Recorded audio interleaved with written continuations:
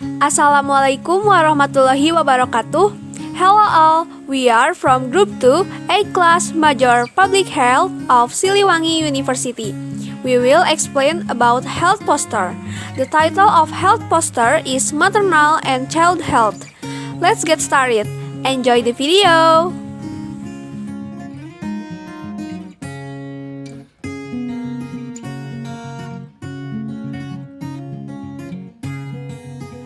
Assalamualaikum warahmatullahi wabarakatuh.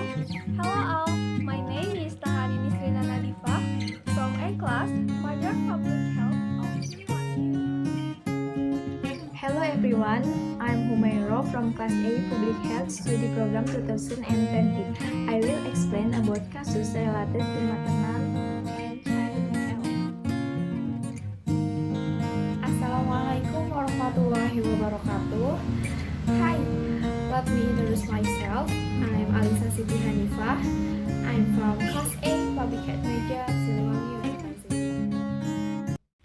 In here, I will explain about my group poster. The title is Maternal and Child Health. First, let's go to the definition of maternal and child health. The health of a maternal, both physically and spiritually greatly, influence the birth of a child who are physically and mentally healthy.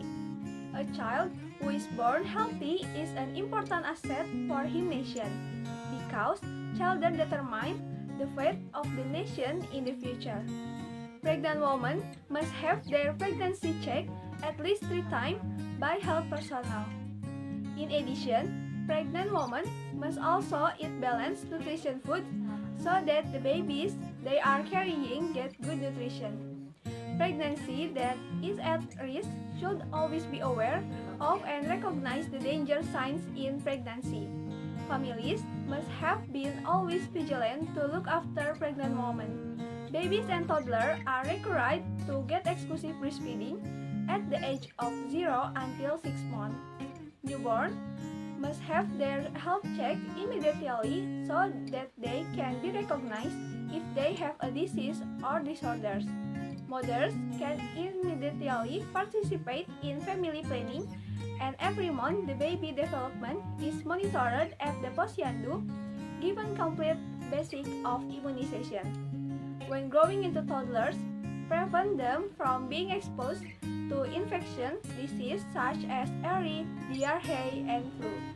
When stepping on school-age children must be able to adopt clean and healthy habits such as washing hands with soap, maintaining clean, checking for mosquito larvae, and eating balanced nutrition food.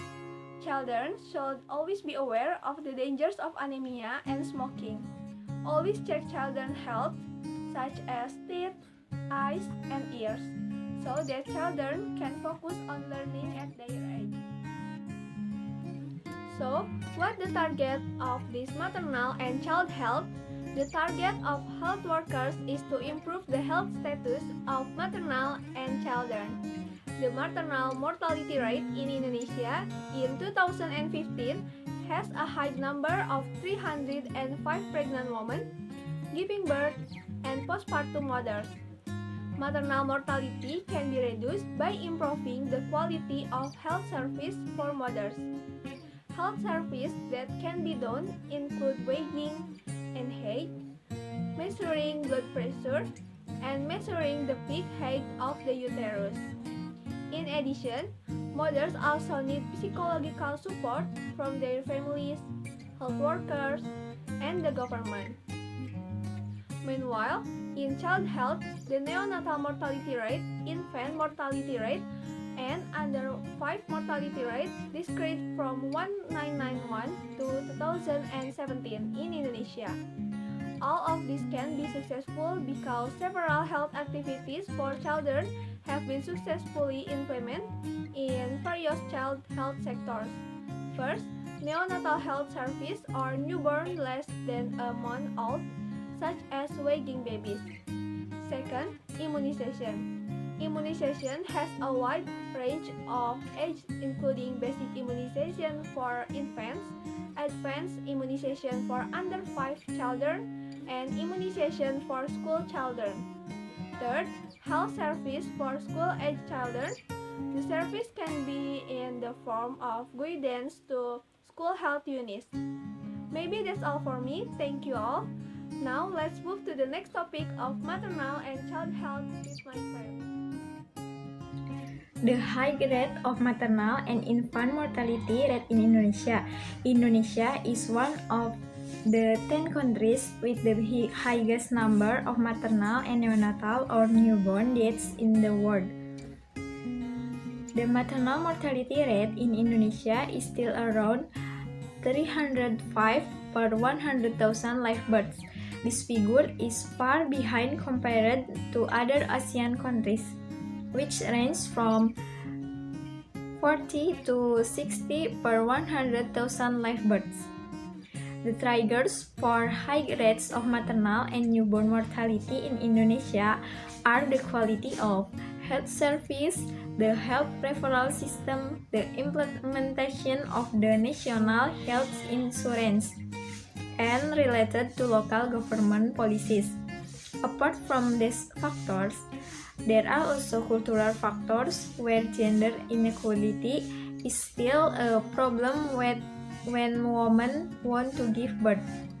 Some regions in Indonesia even still hold to the principle that women do not have the right to decide the delivery process themselves. In the field, there are often cases where women who give birth are already in an emergency so that their lives cannot be saved. This is because the patron family prohibits being referred to an adequate medical facility. The high maternal and child mortality caused by several factors. In Indonesia, the most common cause of maternal death are complications that occur during pregnancy and childbirth, such as bleeding. Bleeding often occurs during childbirth, high blood pressure, or hypertension. Hypertension in pregnancy, which causes seizures or decreased consciousness in the maternal. Infection. Infection during pregnancy or after childbirth. Infection is also a cause of death in children. This infection occurs because many people don't understand the importance of environmental sanitation and hygiene. Unsafe abortion. Doing abortion that is not in accordance with medical standard. Complication during childbirth. Previously explained. These conditions are supported by other factors such as 1. Distance of health service centers and less transportation system. 2. Poor nurse, no antenatal care. 3. Lack of education and health information for pregnant women. 4. Inadequate service, lack of medical personnel and not being handled in adequate health facilities. Problems with cultural practice, lack of public participation in improving maternal and child health usually relate to local culture. The maternal and child mortality rate in Indonesia is still high. However, that doesn't mean we can only surrender to the situation. There are several efforts that can be implemented, such as 1. Increasing knowledge especially for pregnant women. 2. Ensuring the availability of financial preparation for maternal and child care. 3. Ensuring the availability of nutrition needed by pregnant women and future babies. 4.